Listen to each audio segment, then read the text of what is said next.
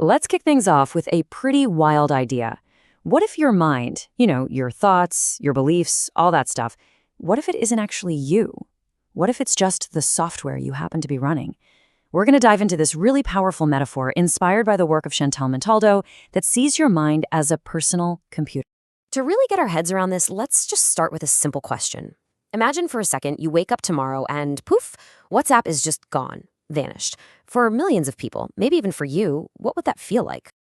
For a lot of people who've only ever known a world with it, the answer is just this deep, gut-wrenching anxiety. It feels like a fundamental part of their social world has been completely ripped out. And that feeling, that dependency on a single application is exactly what we're going to unpack today. Okay, so let's put a name to this concept. The mind behind this idea, Chantal Montaldo, calls these mental applications. It's a really simple but powerful idea. They're basically the systems or tools we install in our brains to make sense of the world. And this could be anything from a literal app on your phone to an idea like money. And this is where it gets really fascinating. The euro, it basically works just like WhatsApp. It's a financial app that's been installed in the minds of hundreds of millions of people. So for someone who has only ever used that system, the thought of it just disappearing creates the exact same kind of anxiety as losing your only way to talk to your friends.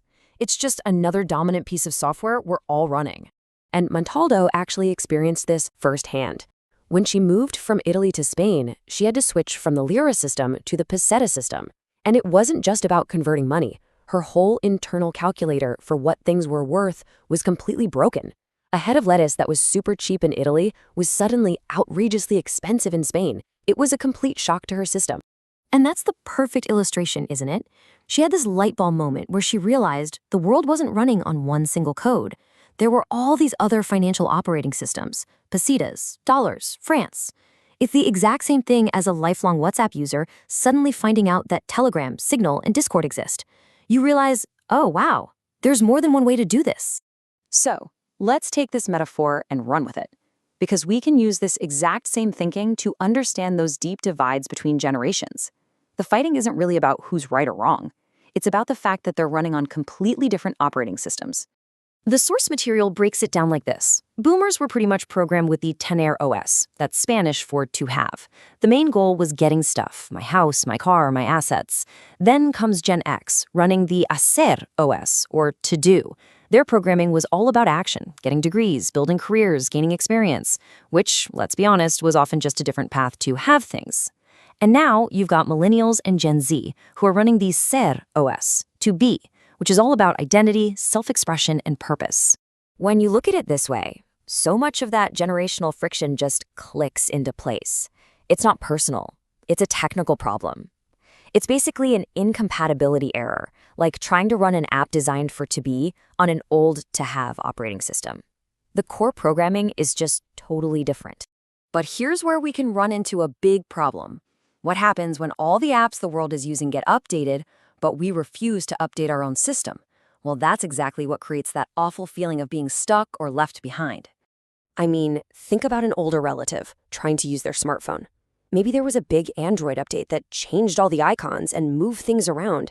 They get so frustrated, and their immediate thought isn't, oh, the software changed. It's, my phone is broken, I gotta get a new one.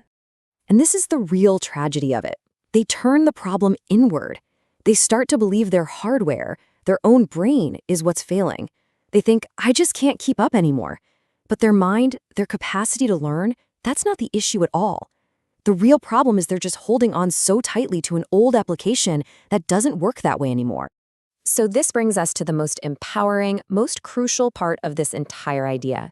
You are not the application. You are the computer itself. You are the powerful hardware that has the built-in ability to choose whatever software you want to run. So how do you actually do it? Well, it's pretty simple. First, you have to identify the app. What's the belief or the tool you're running on autopilot? Second, you have to constantly remind yourself you are the computer, the powerful hardware, not just some limited little program. And third, you get to consciously choose your tools. You can update, you can change, or you can even drag that old mental application that's holding you back right into the trash. Let's look at a really clear example of how our internal system creates value. Okay, look at this. A €1 coin. What's it actually worth? Let me rephrase that. When does something that costs €1 become absolutely, completely priceless? The answer? When it's the only one you've got left. Montaldo tells this fantastic story about how she carries around these cheap €1 brooches that she gives away freely to people. But the moment she's down to her last one, she won't part with it for anything. The monetary value is suddenly irrelevant. Its value inside her personal system has become immense, all because of scarcity. And this just proves that value isn't objective. It's something we create with our own personal operating system. There is no universal good app or bad app. What you might look at as a useless virus could be an absolutely essential tool for someone else to navigate their world. You are the ultimate authority on what works for you. So as we wrap up here, let's just bring it all home. We've seen how currencies, communication tools, even entire generational worldviews are really just applications running on the hardware of our minds. If you take only one single thing away from this whole explainer, please let it be this. You are not your beliefs. You are not your habits. You are not the software you've been running your whole life. You are the operating system, that vast, powerful potential that can run any program you choose. Recognizing that power is the first step. The next step is deciding what to do with it. You're the programmer. You're at the keyboard. So the only real question left is, what new program are you going to install today?